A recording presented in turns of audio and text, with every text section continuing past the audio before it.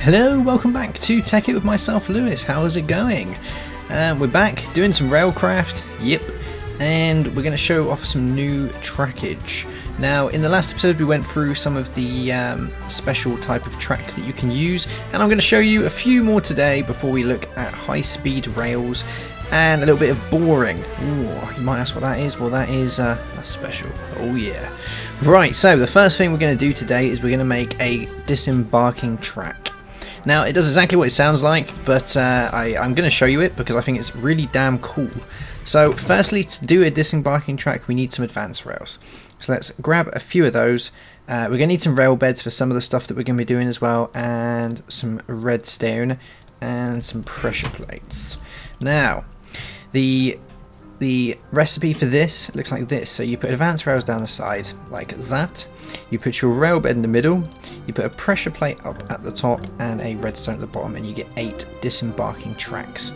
Okay, right, so that's that. Now, I'll show you how these work. They're fairly simple and fairly easy. They have to be powered, so I'm going to shove a little redstone torch there just to show you how it goes. Now, if I give it a push and get in, and we hit it, oh, there we go, it disembarks me, just like it sounds like on the box. It throws me out, not too far, because I might go in the lake, but it throws me at a distance which is understandable. So that's that, that's the disembarking track. So let's dig this one up.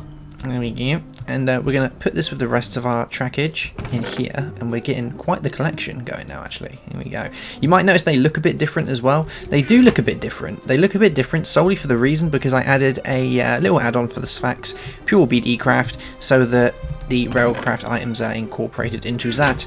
That is why my roller looks pretty damn sexy, and so does my coke oven. Look at it. Oh, look at it in there. Oh, custom UI and everything. Oh, never saw that one coming. So that is that. Now, the next one I want to make is called a detector. Now, oh, I heard a zombie then. Huh.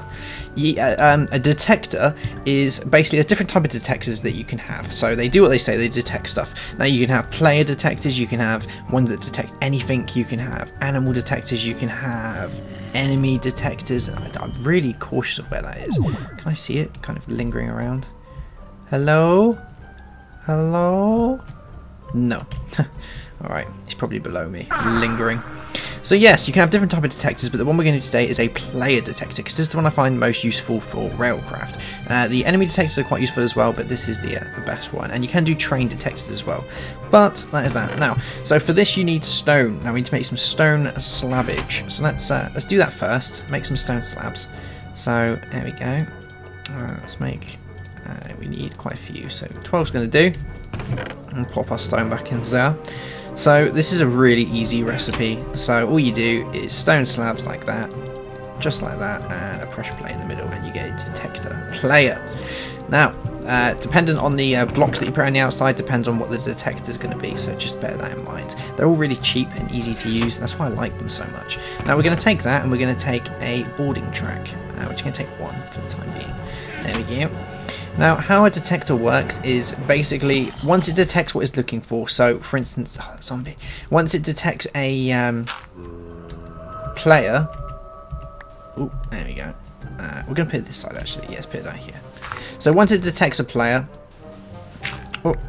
it will activate and it will send out a small redstone current dependent on where I am pointing it. So you'll see what I mean. So if I put that there and put that there, you can see that the little gem shaped thing is pointing upwards. Now if I get my crowbar, and we put it here, you can actually move it around, and that's the way it's going to send the redstone current, so or the current itself. So that can power many different things, but today I'm going to get it to power a boarding track because this is what I find it most useful for. So if we put that there and we switch around, there we go, so it's going in that direction there, and plonk that here. Now if I put a minecart on top, actually we're going to get a bit more track. Yeah, there we go. There we go, beautiful. Now if I put a minecart on top, you can see that it's held in place, ain't going nowhere. But as soon as I get on it, hey, rough, there we go. There you go, that's how it works. Oh, and we should have a disembarking track there just to throw us off as well, but we don't. So there we go, fail on my part. But that's awesome because that basically means that you could have rail carts come around, so whoop, there we go. The boarding track is going to hold it there in place, so it ain't going to go nowhere. It's just going to sit there like that until I sit in it, Oh, and we're off like that. Whoa, never saw that one coming. Oh. I'm really intrigued where this zombie is. I'm going to search for it. It has to be somewhere. I have no idea why blocks are now giving out spawner things, because I can't actually use them. I don't understand. Ooh, I think we may have found it. Let's dig deeper. Where are you? You zombie and little... You mental... Ah, there you are. Oh, I think he's getting crushed. Oh, oh. Yeah, that's what you get. Well, now that that monstrosity out of the way, I can carry on, because that was getting annoying. So there we go. Right, so we've looked at... I'm going to fill this in, because I just can't deal with having a hole there. Jeez, it will end me. Oh, that is a hole. There we go. Right. So that is that. That's the detector block, and it does exactly what it says. It detects. So that's that. Now, the next thing I wanted to show you was the elevator track. Now, an elevator track it's actually made very differently to some of the other tracks, but it works exactly as it sounds. So let's put all our bits in here, because we're getting a bit confuzzled here. Getting a bit confuzzled. I just don't need that. Let's put some more track down here. There we go. Like that. A cobblestone, a sandstone can just sit in there by itself, because it needs to. Tracks, redstone, sand, crowbar. Okay, right, I feel a bit better now. Actually, we can get rid of that for the time being. There we go. Right, so for this one, we need ourselves some. We need some iron. Let's get a bit of iron. Get a little sniggle of iron. Oh, wrong one. Where do I put my iron? There it is. There we go. Now, this is a really easy recipe. So, redstone like that, and iron. There we go. Hey, easy. Just like that. That's probably the easiest it's ever been. It's starting to rain. No, good. Let's put this back in there. And our redstone. I'm going to keep redstone, actually, because we can do with that where we're staying. There we go. Right, so let's take some cobblestone, and I'll show you how this works. Yes. So, we'll put this here. We're going to do a little bit of flying, because we are the flying masters. And we'll go along here, like this, for demonstration purposes only. And now we'll place our elevator track down. So, elevator track goes up, evidently. Now, it does actually take up this space here. It may not look like there's anything here, but there's elevator track. It's just a little bit see-through for the time being.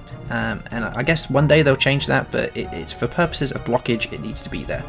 So, what you do is you plonk that there, and that powers it. All the little dots go red. Depending on your texture pack, it might look a little bit odd, but on my one it will go red, and it should go red on yours as well. So, let's grab some more track, some regular track. How many bits we got? We got 2. Okay, we'll take some of this up here as well. There we go. And fly up here. And there. Easy. Simples. And have we got any more blocks? Yes, we have, because I don't want to go falling off the edge. There we go. Right, so if we place a minecart in here and get in it and give it a little push, and we'll go up like that. Whee, see? Easy. And this is the perfect time for a disembarking track. So that is that. Now, if I actually try and go down it, so if I give it a push and go down, it kind of Sphax out and throws me back again. So to stop it, you have to get rid of the red current going to it. And then if we give it a push, oh no, oh no, oh. Let's give it a bit of a better push, shall we? Work. Damn it. There we go, easy. Just needs a bit of coaxing in the right direction. There we go. Right, so that's that. So that is the elevator track. So yeah, you can go up and down. Just make sure that if you're going down that you have your red signal or whatever's powering it turned off. So that way it works. There you go. And I would also say it's probably a good idea putting some sort of booster rail pushing you down if you're going to go down, because I had a problem just then. I had a major problem. So let's collect this. Is it quicker hitting it with this? Oh, yes. Right, so let's collect all this and we'll move swiftly on. So some of the last bits of what we're going to make today. So the last thing is going to be a priming track. Now, a priming track is a very special track, a very specialist track actually, but one of the best tracks. So let's put that in there. Now for this one we're going to need pressure plate. We just need one pressure plate. We need rail beds. We need one. There we go. We need some flint and steel and standard rails. There we go. They can go back in there for the time being. So let's go get a flint and steel. Yep. And I got any? I got flint and steel. Oh, doesn't look like... Yes, there we go. Right, so, recipe for this goes standard rail, standard rail, standard rail. There we go, on the sides, like that. Then a rail bed, oh, geez, a rail bed in the middle.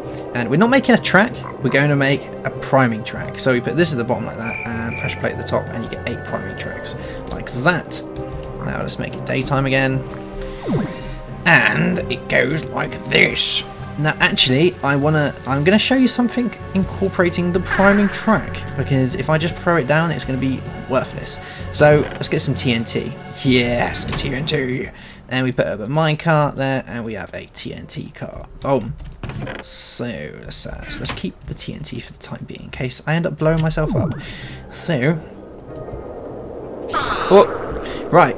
We're going to plonk that one there, like that. Now this needs red current going to it, or some sort of power. There we go, Alexa's turned on.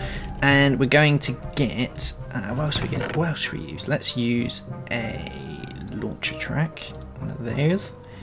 And a, ooh, this is a good one actually. Let's use a boarding track.